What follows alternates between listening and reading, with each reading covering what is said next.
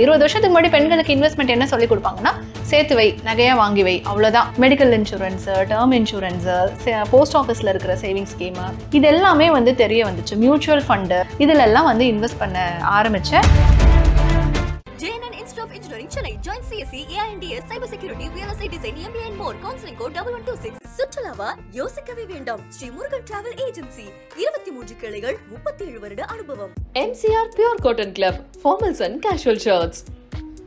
First நீங்கள் வந்து ஒரு 6 மந்த்ஸுக்கான ஒரு எமர்ஜென்சி ஃபண்ட் அப்படிங்கிறது நீங்கள் சம்பாதிக்கிற காலத்திலே நீங்கள் சேர்த்து வச்சிடணும். நீங்கள் ஃபினான்ஸ் வந்து ஒரு 6 மந்த்ஸ்லேருந்து 1 இயர்க்குள்ளே ஒரு எமர்ஜென்சி ஃபண்டு வச்சுட்டு அதுக்கப்புறம் உங்களுக்கு பிடிச்ச விஷயம் பண்ணும்போது அதனால் ஏற்படக்கூடிய ஸ்ட்ரெஸ்ஸை நீங்கள் தவிர்க்கலாம். ஏன்னா 18 வயசில் நான் வந்து பார்ட் டைமாக நான் வேலைக்கு போக ஆரம்பிக்கிறேன். அப்போ எனக்கு ஒரு நாள் சம்பளம் 50 rupees. ஸோ மாதத்துக்கு வந்து 1500 rupees எனக்கு வந்து சேலரி. ஆனால் 500 rupees தனியாக எடுத்து வச்சுப்போம். மிச்சம் இருக்கிற 1000 rupeesல தான் எல்லா செலவும் பண்ணுவோம். ஒரு 1 year முடிச்சதுக்கப்புறம் ஸோ நமக்கு கையில் ஒரு 6000 இருக்கும். அதுக்கு வந்து கோல்டு வாங்கி வைக்கிறது. குறிப்பாக பெண்கள் கிட்ட வலியுறுத்துறது என்ன அப்படின்னா, நீங்கள் ஒன்ஸ் வேலைக்கு போயிட்டீங்க அப்படின்னா 2 விஷயம் நீங்கள் பண்ணணும். ஒன்று உங்கள் பேரில் டேர்ம் இன்சூரன்ஸ் எடுக்கிறது, இன்னொன்று மெடிக்கல் இன்சூரன்ஸ் எடுக்கிறது. இங்கே என்ன பண்ணுறாங்க அப்படின்னா, இன்சூரன்ஸுக்கும் சேமிப்புக்குமே அவங்க கன்ஃபியூஸ் ஆகிக்கிறாங்க. நாளைக்கு அந்த சம்பாதிக்கக்கூடிய நபர் இல்லை அப்படின்னா அந்த குடும்பம் சம்பாதிக்கிற நபர் இருந்தபோது என்ன லைஃப் ஸ்டைலில் இருந்தாங்களோ அதே லைஃப் ஸ்டைல் அவங்க இல்லைனாலும் அவங்களால லீட் பண்ணணும். அந்த டேர்ம் இன்சூரன்ஸை நீங்கள் வருஷத்தில் எவ்வளோ சம்பாதிக்கிறீங்களோ அதில் 10 மடங்கு எடுக்கணும். நீங்கள் வருஷத்துக்கு 10 லட்ச ரூபா சம்பாதிக்கிறீங்க அப்படின்னா நீங்கள் 1 கோடி ரூபாய்க்கு டேர்ம் இன்சூரன்ஸ் எடுக்கணும். அண்ட் ரெண்டாவது மெடிக்கல் இன்சூரன்ஸ். நீங்கள் ஹெல்த் இன்சூரன்ஸ் வச்சுருந்தீங்க அப்படின்னா நீங்கள் வந்து கவலைப்படவே தேவையே இல்லை. இல்லைன்னா நீங்கள் 5 வருஷமாக கஷ்டப்பட்டு சேர்த்துன பணம் ஒரே ஒரு மணி நேரத்தில் வந்து ட்ரீட்மெண்ட்டுக்கு சரியாக போயிடும். 24-25 இயர்ஸில் எங்களுக்கு வந்து கல்யாணம் ஆச்சு. நாங்கள் கல்யாணம் ஆன உடனே 2 விஷயம் பண்ணோம். ஒன்று வந்து டேர்ம் இன்சூரன்ஸ் எடுத்தது, 2வது மெடிக்கல் இன்சூரன்ஸ் எடுத்தது. 12 வருஷமாக நாங்கள் மெடிக்கல் இன்சூரன்ஸ் வச்சுருக்கோம். ஸோ ஃபஸ்ட்டு நாங்கள் 12 வருஷத்துக்கு முன்னாடி மெடிக்கல் இன்சூரன்ஸ் குடும்பத்துக்கு 6 லட்சம் ரூபாய்க்கு எடுத்தோம். அப்போ நாங்கள் கட்டின ப்ரீமியம் தொகை 8000 ரூபாய். இப்போ வந்து பார்த்தீங்க அப்படின்னா அது அப்படியே அப்கிரேட் ஆகி நாங்கள் 25 lakhsக்கு வந்து மெடிக்கல் இன்சூரன்ஸ் வச்சுருக்கோம். இப்போ அதுக்கு நாங்கள் கட்டிகிட்டு இருக்கக்கூடிய தொகை 15000 ரூபாய். இப்போ நான் புதுசாக ஒரு 37 வயசில் 25 லட்சம் ரூபாய்க்கு மெடிக்கல் இன்சூரன்ஸ் எடுக்கணும் அப்படின்னா குறைஞ்சபட்சம் நான் ஒரு 40,000லேருந்து 50,000 நான் கட்டணும். என்னோட குடும்பத்தில்னு எடுத்துக்கிட்டால் எல்லாருக்குமே மெடிக்கல் இன்சூரன்ஸ் இருக்குது. என்னோட மாமனார் மாமியாருக்கு தனியாக மெடிக்கல் இன்சூரன்ஸ் இருக்குது, அப்பா அம்மாவுக்கு தனியாக மெடிக்கல் இன்சூரன்ஸ் இருக்குது, எங்கள் ஃபேமிலிக்கு தனியாக மெடிக்கல் இன்சூரன்ஸ் இருக்குது. இதில் குறிப்பிட்ட விஷயம் என்னென்னா, என் ஹஸ்பண்டோட கம்பெனியில் எங்கள் ஃபேமிலிக்கு மெடிக்கல் இன்சூரன்ஸ் இருக்குது. பட் இருந்தாலும் நாங்கள் எல்லாருமே ப்ரைவேட்லேயும் ஒரு மெடிக்கல் இன்சூரன்ஸ் வச்சுருக்கோம். காரணம் என்னென்னா, திடீர்னு ஹஸ்பண்ட் வந்து வேலையை விடுறாரு, ஒரு 6 மாதம் அவர் அடுத்த வேலைக்கு ட்ரை பண்ணும்போது அந்த 6 மாதத்தில் நமக்கு ஏதாச்சும் ஒன்று நடந்துருச்சு அப்படின்னா அதுக்கு நம்ம வந்து என்ன பண்ணுறது? பிஹைண்ட் ரூட்ஸ் நேயர்களுக்கு வணக்கம். இன்னைக்கு நம்ம கூட ஜேர்னலிஸ்ட் ஹேமா ராகேஷ் அவர்கள் இணைந்திருக்காங்க. நிறைய விஷயங்கள் டிஸ்கஸ் பண்ணலாம். வணக்கம் மேம். வணக்கம். Thank you so much for joining us. இன்னைக்கு தேங்க்யூ. நிறைய ஃபினான்ஸ் ரிலேட்டடாக நீங்கள் வந்து இன்வெஸ்ட்மெண்ட்ஸ்லாம் பண்ணிட்டு இருக்கீங்க. அதை பற்றி நாங்கள் நிறைய கேட்டு தெரிஞ்சுக்க போகிறோம். அதுக்கு முன்னாடி ஹேமா ராகேஷ் அவர்கள் ஸ்டார்ட் பண்ணது அப்படிங்கிறது ஒரு ஜேர்னலிஸ்ட்டாக ஸ்டார்ட் பண்ணுறீங்க. நல்லா போயிட்டு இருக்கும்போது ஒரு ஷிஃப்ட் அப்படிங்கிறத நான் வந்து பார்க்குறேன். டிஜிட்டல் சார்ந்து நீங்கள் வந்து ஒரு ஷிஃப்ட் எடுக்கிறீங்க. அந்த கெரியர் ஷிஃப்ட் அப்படிங்கிறது உங்களுடைய ஃபினான்ஸில் எப்படி வந்து இம்பேக்ட் பண்ணுச்சு? அதாவது இப்போ டிஜிட்டல் தான் இனிமே அப்படிங்கிறத சென்ஸ் பண்ணி நீங்கள் வந்து சேஞ்ச் பண்ணிங்களா? எஸ், ஆக்சுவலி நான் பேசிக்காக வந்து ஒரு சப் எடிட்டராக தான் என்னோடய கெரியர் வந்து நான் ஸ்டார்ட் பண்ணேன். Full time career. நான் ஸ்கூல் படிக்கும் போது நியூஸ் ரீடர் லோக்கல் சேனலில் வந்து ஒர்க் பண்ணிகிட்டு இருந்தேன். பட் நான் இங்கிலீஷ் லிட்ரேச்சர் படித்ததுனால மீடியாக்குள்ளே வரணும் அப்படின்னா ஏதாச்சும் நமக்கு ஒரு எக்ஸ்பீரியன்ஸ் இருக்கணும் மீடியாவில் அப்படிங்கிறதுக்காக தான் பார்ட் டைமாக ஸ்கூல் படிக்கும்போது, யூஜி படிக்கும்போது, பிஜி படிக்கும்போது எல்லாம் நான் மீடியாவில் ஒர்க் பண்ணேன். ஸோ ஃபுல் டைமாக நான் சப் எடிட்டராக ஒர்க் பண்ணிவிட்டு 2012 நான் ஸ்டார்ட் பண்ணுறேன். அண்ட் 2020 வரைக்கும் அரௌண்ட் ஒரு 8 வருஷம் வந்து நான் எல்லா ஒர்க்குமே பண்ணியாச்சு. ஆங்கராக இருக்கிறது, பொலிட்டிக்கல் டிபேட் ஆங்கராக இருக்கிறது, ஸ்பெஷல் கரஸ்பாண்டண்ட்டாக இருக்கிறது, லைவ் ஓபி எடுக்கிறது, அதெல்லாம் பார்த்துட்டு இருக்கும்போது ஒரு கட்டத்தில் ஒரு மாதிரி ரொட்டீனாக போன மாதிரி இருந்துச்சு. ஏன்னா அதுலேயும் பார்த்தீங்கன்னா நான் ஒரு news anchor and special correspondent அதெல்லாம் தாண்டி லாஸ்ட் 3 years வந்து நான் ஃபுல் டைமாக டிஜிட்டல் ஹெட்டாகவும் ஒர்க் பண்ணேன். ஏன்னா 2018 எனக்கு வந்து அந்த டிஜிட்டல் மேலே கொஞ்சம் ஆர்வம் இருந்தது. ஏன்னா 2011 நம்ம சோஷியல் மீடியாவில் ஆக்டிவாக இருந்ததுனால ஓகே இனிமேல் வருங்காலம் டிஜிட்டல் தான் அப்படின்னு சொல்லி நான் ரொம்ப ஹையாக ஒரு நியூஸ் ஆங்கராக, ஒரு ஸ்டார் ஆங்கராக ஹையாக இருந்த காலகட்டத்திலேயே டிஜிட்டல் ஹெட் பொசிஷனுக்கு நான் இன்னொரு சேனல் போயிட்டேன்.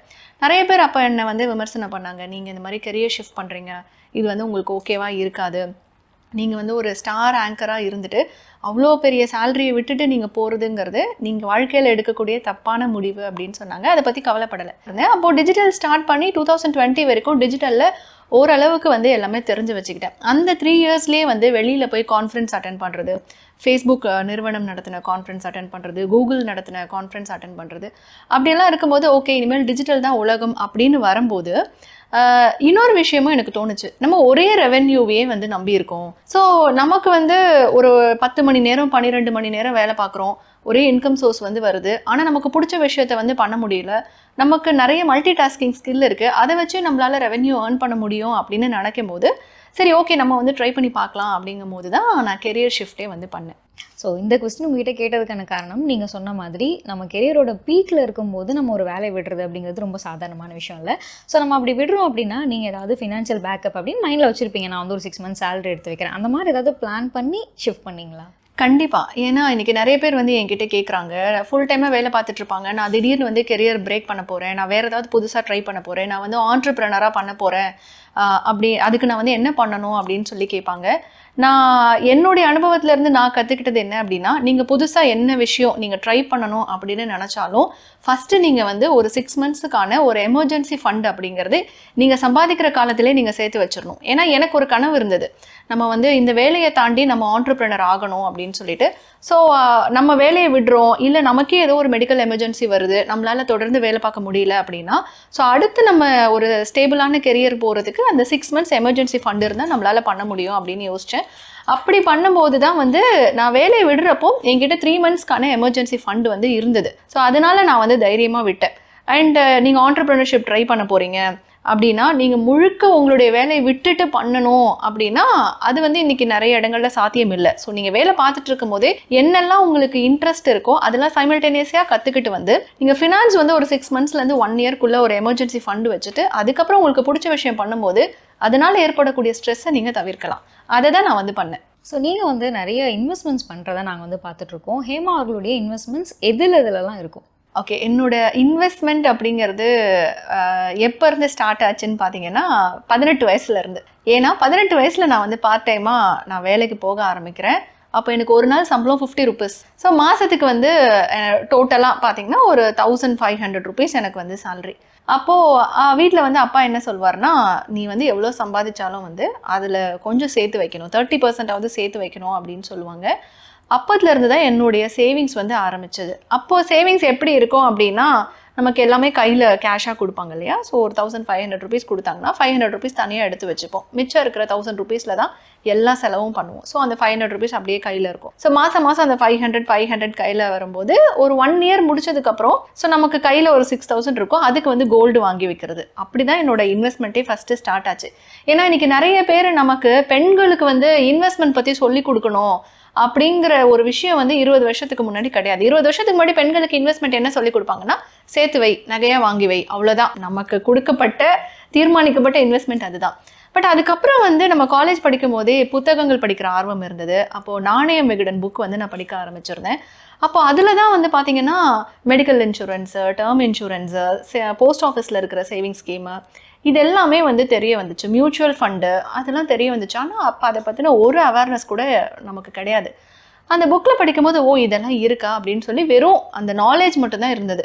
ஒரு ஃபுல் டைமாக போனதுக்கு அப்புறம் தான் இது எல்லாத்தையுமே வந்து இம்ப்ளிமெண்ட் பண்ண முடிஞ்சது. நம்ம கையில் வந்து ரெகுலராக ஒரு காசு வருது அப்படின்னு நமக்கு ஒரு சுச்சுவேஷன் வரும்போது தான் இதிலெல்லாம் வந்து இன்வெஸ்ட் பண்ண ஆரம்பித்தேன். அப்படி தான் என்னோடய இன்வெஸ்ட்மெண்ட் ஜேர்னியே தொடங்குச்சு. ஸோ 18 வயசில் நீங்கள் வந்து ஆரம்பிச்சிருக்கீங்க. நீங்கள் வந்து இன்சூரன்ஸ் பற்றி சொல்லியிருந்தீங்க இல்லையா. மார்ச் 2025 ரிப்போர்ட் படி 75% ஆஃப் த விமனுக்கு வந்து ஹெல்த் இன்சூரன்ஸ் அப்படிங்கிறதே இல்லை. அவங்கள பொறுத்த வரைக்கும் அதனுடைய இம்பார்ட்டன்ஸ் அப்படிங்கிறது வந்து தெரியல. உங்களுக்கு ஹெல்த் இன்சூரன்ஸ் பெரும்பாலும் நமக்கு எப்படி தெரியும் அப்படின்னா நம்மளோட நிறுவனத்தில் வந்து போட்டிருப்பாங்க. ஸோ அந்த மாதிரி நீங்கள் வந்து ஆப்ட் பண்ணீங்களா, இல்லை நீங்களே வந்து தெரிஞ்சுக்கிட்டு நீங்கள் இன்சூரன்ஸ் அப்படிங்கிறத எடுத்தீங்களா? நான் வந்து வாழ்க்கையில் வந்து 2 நல்ல விஷயம் பண்ணேன் அப்படின்னா, ஒன்று வந்து படித்து வேலைக்கு போனது, 2வது வந்து இன்சூரன்ஸ் எடுத்தது.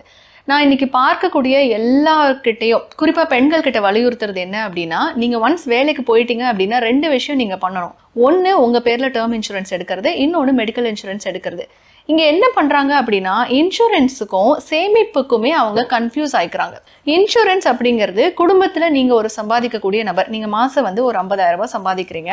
அந்த 50,000 மையப்படுத்தி தான் உங்களுடைய குடும்பம் நடக்குது. அப்படிங்கும்போது நாளைக்கு அந்த சம்பாதிக்கக்கூடிய நபர் இல்லை அப்படின்னா அந்த குடும்பம் சம்பாதிக்கிற நபர் இருந்தபோது என்ன லைஃப் ஸ்டைலில் இருந்தாங்களோ அதே லைஃப் ஸ்டைல் அவங்க இல்லைனாலும் அவங்களால லீட் பண்ணணும்.